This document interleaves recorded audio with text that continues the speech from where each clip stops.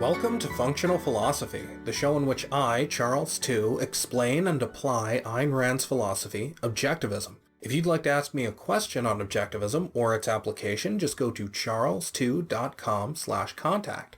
And my last name is spelled T as in tango, E as in echo, and W as in whiskey. Is being in the military altruistic? How would an objectivist government simultaneously have national defense and enforcement of property rights?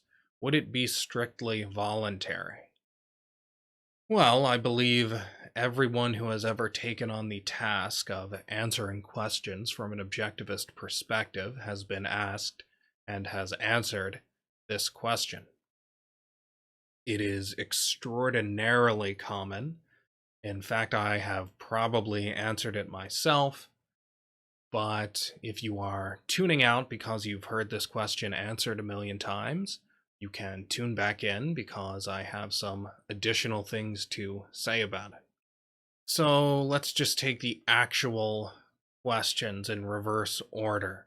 Would it be strictly voluntary? Yes, a free society would have a strictly voluntary military. How would an objectivist government simultaneously have national defense and enforcement of property rights? I can't answer that because I don't know what the conflict between those two things is even supposed to be. Why would having a national defense be in conflict with property rights? In fact, you need each of those things to have the other. You can't have property rights unless you have a military to defend those rights, and you can't have an effective military, at least, unless you have property rights, which make production possible, including production of the offensive weaponry the military uses. Now, is being in the military altruistic? Well, that's like asking, is serving people food altruistic? Well, that depends entirely on what your purpose is, what the context is. Are you a waiter? Are you cooking for your friends and family? Are you working at a soup kitchen instead of attending an important business meeting? There's no intrinsic answer to this. So I assume your question is really, is it possible to join the military selfishly? Is it possible to join for non-altruistic reasons? And the answer is yes. First of all, there are all kinds of jobs specific to the military. So if your passion is for one of those jobs, then yes, it's selfish to join the military in order to do that job. But again, I suspect you're really asking about times of war. Can it be selfish to volunteer to go to war? I assume is the real question here. And there too, yes, it can be selfish. Now, the standard objectivist answer to this is, if you live in a free society and you want to defend that freedom, your own freedom, the lives of your own friends and family, all of whom are selfish values, then yes, it's selfish to go to war to defend those things. And that's true. But of course, that's not really the issue people are dealing with. The thing that really bothers people here, the thing they can't wrap their mind around, is the issue of acting on principle. Yes, if my free society is going to be saved, people have to go to war in order to defend it. I can see that, but why should I, as an individual, go to war? I'm not going to make the difference. And so this is the same question as the question of why you shouldn't steal. Yes, if everybody stole, industrial civilization would grind to a halt. But I'm not going to cause that to happen if just I steal, even if all I do is steal across the entire 80, 90, however many years of my life. I'm not going to destroy civilization myself. So why shouldn't I steal if I can get away with it? This is the same issue that comes up with voting. My vote's not going to make the difference, so why should I go out and vote? And in all of these cases, yes, people understand, yeah, I want to save my society. Yes, I understand that requires people going to war. Yes, I want all the benefits of property rights, and I understand that requires broad respect for property rights, but it doesn't require me to respect them. Yes, I want good policies to be passed, and that requires people to vote, but why should I vote as an individual? So that's the real issue. And as I said in answer to a previous question, it doesn't matter how indirectly you stand in contradiction to reality. You still stand in contradiction to reality and will face the consequences. So let's just take the basic case of stealing. Okay, you steal from someone. Why shouldn't you steal from somebody if you can get away with it because your action on its own isn't going to cause society to collapse? You're not actually killing the golden goose. You can't kill it alone, is the idea. Well, what are you going to do then? Are you going to be honest with people that you've stolen from them, that you're a thief? Well, then obviously people are going to react to you with hostility, and you will suffer because of that. So then what? You're going to have to lie. Is it even necessary for me to justify the proposition that a policy of dishonesty is inadvisable? Anyone who has ever experimented with such a policy, even on the smallest scale, knows how disastrous it is. So your question is really, why should I act on moral principles if violating those principles makes no appreciable difference to me as a concrete individual? And the answer is that violating moral principles does make a difference to you, even though they are principles and you are just a concrete individual. So let's take the example I mentioned before of being a thief. Well, you can be honest about it and be thrown in jail, suffer existentially. Or you can lie about it, build a lie into your own consciousness, and then you will suffer psychologically. Now, you might ask, well, what if I could lie about it, but not suffer the attendant anxiety? And therefore, I'd get away with it existentially, and then I wouldn't feel bad. I wouldn't suffer psychologically. But the mistake you're making here is thinking that emotions are just random. There's no real connection between your emotions and your practical life. But there is. You don't have emotions for no reason. The reason you feel anxiety after you've lied about something is because if the truth comes out, you're going to suffer. So even if you could rewire your brain so that you no longer felt anxiety after thieving and then lying about it, hiding it from people, that would be a bad thing. Because if you didn't feel anxiety about the truth coming out, which is an ever-present threat because it's the truth, if you weren't anxious about that, then the truth would just slip out because you wouldn't be worried about it. The reason you have to worry about it so much is because your lie contradicts the truth. So now you can't just think, oh, this thing I'm about to say is true, so I'm good. No, now you have to think it's true, but is this a truth that is in close enough proximity to the lie I've told that will get me into a lot of trouble? So you have this anxiety about everything. And if you didn't have it, even if you rewired your brain so you didn't suffer, well, then the truth would come out because you would have no emotion stopping you from just telling the truth, and then the truth would come out and you'd be thrown in jail. Anxiety or any of these negative emotions are no different from feeling pain, which stops you from putting your hand on a hot stove. They're there to prevent you from doing things that harm you. They're not there for no reason. It's not, feelings are not just these random things that just happen to be there. So the only reason you can get away with it existentially is because you are paying a very high cost psychologically. And if you made it so that you didn't have to pay that cost, then you'd pay it existentially. Maybe this is easier to understand with physical pain, as I just used that example. Let's say you throw yourself into a bush filled with all kinds of thorny plants. Well, the only reason you can get away with trudging through that thorny patch is because you can experience pain. You've put yourself in this bad situation. And the only reason that you're not tearing your body apart in seriously damaging ways is because you feel the physical pain. And so you can kind of maneuver through the brush in the least painful way possible.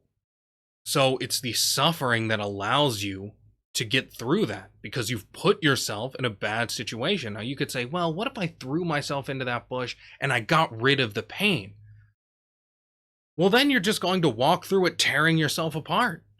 So the point is, once you take an immoral action, you will suffer the consequences one way or another. Once you throw yourself into this bad situation, there's no way out of it. You are going to suffer. Now you might say, well, what about some crazy situation where I'm the dictator?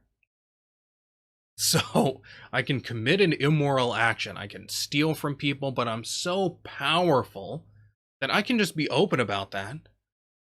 And so I don't have to lie. So I can get away with it. Well, first of all, you can't get away with it, even if you are a dictator. You would still have to lie. There's a reason that totalitarian regimes go through the effort of putting out propaganda, even though they hold total control over their slave subjects. Ayn Rand points this out in How to Lead a Rational Life in an Irrational Society, I think. And she says they go through the effort of putting out propaganda because even though they have control of these slaves, the slaves would rebel if it were revealed to them that what's going on is just naked evil, that there wasn't this rationalization for a noble purpose.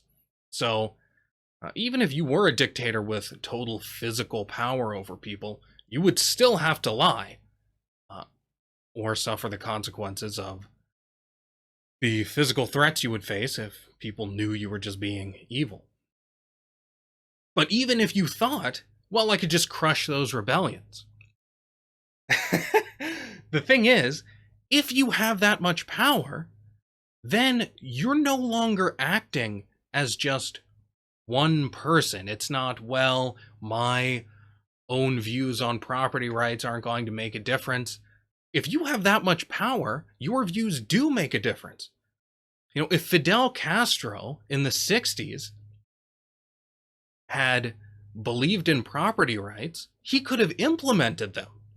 And then his life would have been better. He had decades to go. He would have lived a better life. So if you have that much power to crush people so that you don't have to worry about people attacking you, then you are in a position where if you endorse these principles, they will go into effect with much greater magnitude, and that will redound to your benefit. So there's just no way out of suffering the consequences of immoral actions. This is not even to mention that lying outside of emergency situations, but just lying chronically or being dishonest makes you incapable of living a rational life, because now you have to incorporate falsehoods into your mind, and that's the opposite of being rational. And living rationally, being a rational being, is what makes you happy. If you can't live rationally, there's no point in living at all. So going back to the specific example the questioner is asking about, joining the military, the question would be, why not avoid joining the war effort and thereby survive, or give yourself a greater chance for survival? And then, yeah, maybe you took an immoral action, but how important could it really be to have acted morally in the face of possibly losing 50 years of your life, or 60 or 70 years of your life? You're relatively young. You're joining up to this dangerous cause. You could die and then that's it. Or you could take this immoral action. You could evade what is required in principle for human life and live another 60, 70 years. So better to do that and ask forgiveness later, right? Wrong. That person who rationally volunteered to go to war and then died will have lived an incomparably better life than the person who evaded his responsibility to defend his own freedom. Even if that person lives 50, 60, 70 more years, he will be living it as a seriously immoral person. In fact, as a person who has placed himself in permanent metaphysical contradiction. He is in permanent conflict with the facts of reality. He has committed a moral crime on the order of murder. Now, this isn't a political issue. I don't think the government should be able to force you to go to war. And I should also make clear that I'm talking about clear cases. I'm not talking about joining the war effort of some evil country, some statist country, or even joining the war effort of some legitimate country where the war is dubious. I'm not talking about something like Vietnam. We're talking about a clear case where it's your free way of life is under threat. To defend your values, people have to go to war in principle. And you say, let them go to war, I'm not going. Okay. In that case, you will be miserable for the rest of your life. There are many immoral actions you can take that you can come back from. If you're a shoplifter, people rationally won't trust you after that if they discover you're a shoplifter. But it's possible to come back from that, to make amends, to change yourself, and to prove to other people that you really have changed. If, however, you murder someone, there's no coming back from that. People will rationally never trust you again. And the same is true of evading joining a legitimate war effort for the very survival of yourself and your free country. People should not have anything to do with you after that. So you will either deal with bad people, or you'll have to lie in order to get work because people won't hire you. They won't patronize your business if you run your own business. What's important to note here is that this is not an issue of mere social conflict. You're not merely out of harmony with other people. You are specifically out of harmony, in conflict with precisely those people who adhere to the factual requirements of human life. This isn't like the axe murderer coming to your door and asking where your children are. Yes, you can lie to him, but that is an emergency situation, and you can get right back to living your life and being in harmony with people and reality. But you are lying to the very people you depend on. You are hoping they don't change. With the axe murderer, you don't want him to go chasing after your kids or wife or whatever. But with the productive people you're lying to, you want them to continue being productive. So the reason that you have to lie once you've committed theft or murder or whatever immoral action it was is because you know that these people, these good people whose actions you depend on continuing, won't deal with you if they knew the truth. And the reason that they wouldn't deal with you is rational. It's because you are violating the requirements of human life, the factual requirements of human life. So you're not actually in conflict with other people. You are in conflict with reality, with the facts of reality. And that simply takes the form in this case of people who are adhering to the facts of reality. That's the manifestation of reality in a market economy. So being thrown in jail is the equivalent of starving to death. As I said, it's clear on a desert island. If you're not rational, if you don't rationally pursue your values, then you'll just starve to death. Because you have to use reason to figure out how to do the Tom Hanks thing and catch your crabs and build a fire and all of that. If you're going to survive. If you don't, you starve to death. The connection is clear. Now, once other people get involved, you think, well, I can just steal from them. Yes, but if you're honest about that, then you're going to be thrown in jail or face consequences. And if you're dishonest, then all of the problems I talked about come up. And the reason those problems come up is because you are in conflict with the facts, with existence. So the factual requirements of human life are just that. They are facts. And it doesn't matter if you're on a desert island or you're dealing with other people. If you go against those facts, you will suffer the consequences. Those consequences will take different forms depending on what your situation is, but you cannot escape them. Anyway, I don't mean to be purely negative about this. It's not just that standing in contradiction to the factual requirements of human life will make you miserable. It's that acting in accordance with those requirements has a pretty good chance of making you happy, and in any case, will make you feel better than acting contrary to the facts of reality. Living in accordance with the facts of reality is not some grim duty. It feels good. So, don't think of this as a negative thing. It's carrot and stick. If you do bad things, you get bad consequences. If you do good things, you get good consequences. If you'd like to keep up with everything I do, just go to charles2.com. If you'd like to enable me to do more, just go to patreon.com/charles2 and become a supporter. Thanks for listening.